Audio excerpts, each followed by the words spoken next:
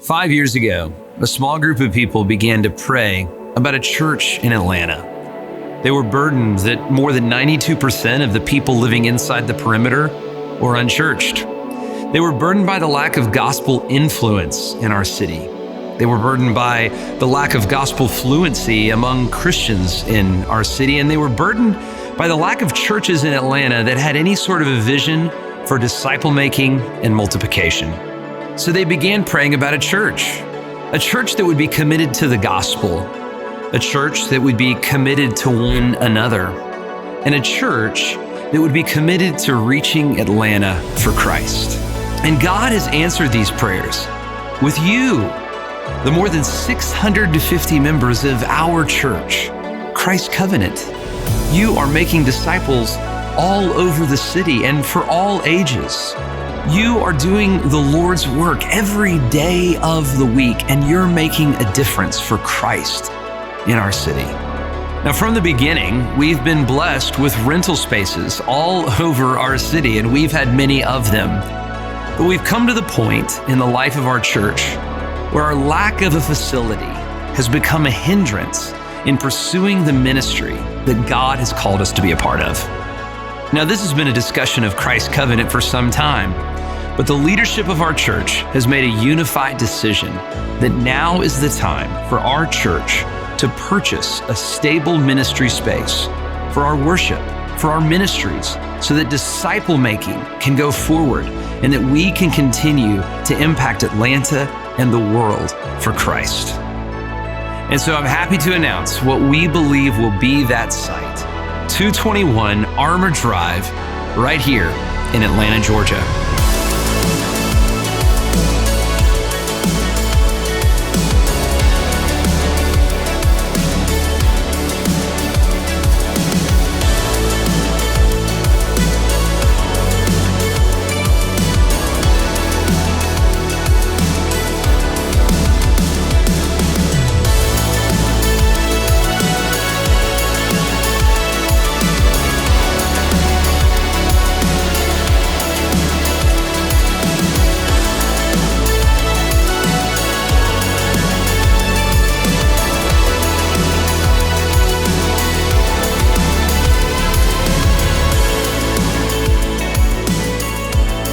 The elders and the facilities task force have been hard at work for months now, looking for a permanent location for Christ Covenant.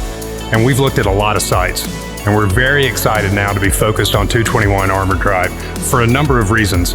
Number one is the location. It's in town. It's close to where our ministry focus is, which is in town Atlanta. Number two, the size meets our program requirements. We've worked with an architectural firm to help us project what we're going to need over the foreseeable future. And at 50,000 square feet, we can do ministry here for a number of years. Third is parking, which is available both on site and also on Sunday morning up and down the street in the Armour Yards district and on some of the sites adjacent to the property. Finally, it's a great value. This is a classic warehouse, and a lot of these have been converted to office buildings and retail. It's going to be so cool to have it converted to a church for our use. It's a good investment from a value standpoint, both today and into the future. It's been such an honor for Canty and I to be part of your church since the beginning. From the time Jason mentioned a couple weeks ago about how he was nervous about buying a $400 asset. And now fast forward just a few years later, well, you see where we are. After thinking about this possibility, we evaluated, could we even afford something like this? And after thinking about it and what we hope to do out of this campaign, we hope to raise $5 to $7 million. And with financing opportunities we have, we can do it. So we think with this kind of structure, actually, it's going to be much less than if we rented this type of facility. So, but it is a great time. And you know that you're part of something great.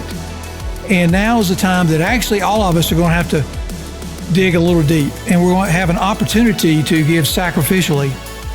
Now I think about it'd be great when you guys are mature like I am, you can tell your children and grandchildren that you were able to give to the first building that Christ Covenant owns. And it'd be a great story. We think about all the men, women, and children that are going to come to faith in this building?